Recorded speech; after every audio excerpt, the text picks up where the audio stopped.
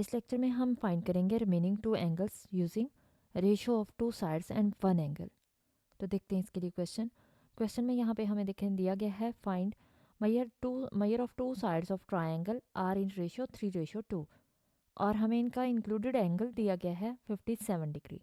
हमें फाइंड करने हैं रिमेनिंग टू एंगल्स। तो देखते हैं इसके लिए सोल्यूशन में सबसे पहले हम सपोज कर लेंगे यानी लेट करेंगे ए और B two sides of triangle are in ratio, यानी जो रेशोज जिस रेशो में हमें दी गई हैं वो साइड्स के नेम ए और बी हैं। इसका मतलब ए की वैल्यू हमारे पास 3 है और एंगल हमारे पास 57 डिग्री है।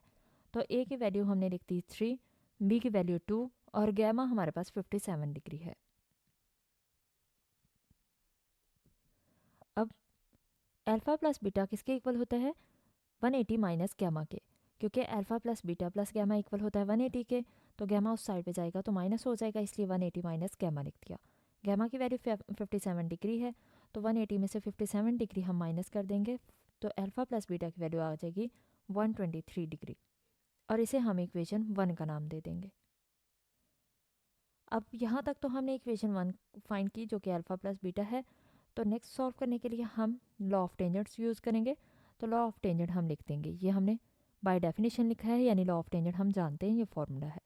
हम इसमें वैल्यूज पुट कर देंगे तो alpha minus beta tan alpha minus beta over 2 तो उसी तरह से आ जाएगा। अल्फा प्लस बीटा की वैल्यू इक्वेशन 1 से हम जानते हैं 123 डिग्री है, इसलिए 123 डिग्री आ गया और ए और बी की वैल्यू हमने यहाँ पे लिख दी, यानी जहाँ ए आ रहा था वहाँ ए की वैल्यू लिख दी और जहाँ बी आ रहा है उसकी वैल्यू लिख दी। 3 - 2 1 हो जाएगा, 3 + 2 5 हो जाएगा और नीचे हम इसको सॉल्व कर लेंगे tan 123 ओवर 2, तो ये हमारे पास 1.8418 आ जाएगा।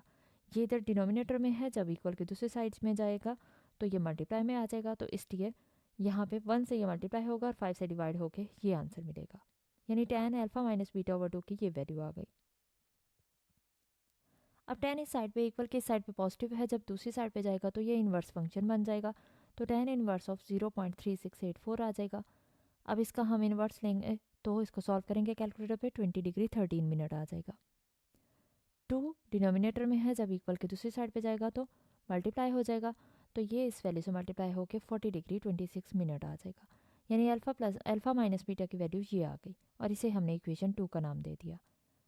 इनको हम ऐड करेंगे, यानी इक्वेशन 1 और 2 को ऐड करेंगे, तो इक्वेशन 1 में अल्फा प्लस बीटा था तो बीटा कैंसिल हो जाएगा क्योंकि प्लस में था और ये माइनस में है, तो अल्फा की वैल्यू हमारे पास क्या होगी 2 अल्फा इक्वल आ जाएगा इस 163 डिग्री 26 मिनट के, क्योंकि दोनों साइड्स प्लस हो जाएंगी। अब 2 इधर मल्टीप्लाई हो रहा है अल्फा के साथ, जब इक्वल के दूसरे साइड पे जाएगा डिनोमिनेटर में आएगा और डिवाइड करने के बाद हमारे पास आंसर आएगा 81 डिग्री 43 मिनट। ये तो हमारे पास अल्फा की वैल्यू आ गई। अब गैमा की वैल्यू हमें गिवन थी तो बीटा की वैल्यू हमें फाइंड करनी है। उसके लिए हम क्या करेंगे, हम पुट करेंगे value of alpha in equation 1। तो क्या मिलेगा हमें, यहाँ पे हमने अल्फा की वैल्यू लिखी और बीटा उसी तरह से आ गया, इक्वल था ये 123 के, यानी अल्फा प्लस बीटा इक्वल था 123 के, अल्फा की वैल्यू लिख दी। अब ये अल्फा की वैल्यू इधर पॉजिटिव है, जब इक्वल के दूसरी साइड पे जाएगी तो ये नेगेटिव हो जाएगी, तो 123 माइनस 81 डिग्री 43 मिनट कितना होता है 41 डिग्री 17 मिनट। तो ये हमने बीटा की भी वैल्यू फाइंड कर दी। तो यहाँ पे अल्फा और बीटा दोनों की वैल्यूज हमने फाइंड कर दी। यही हमारे पास इसका सोल्यूशन है।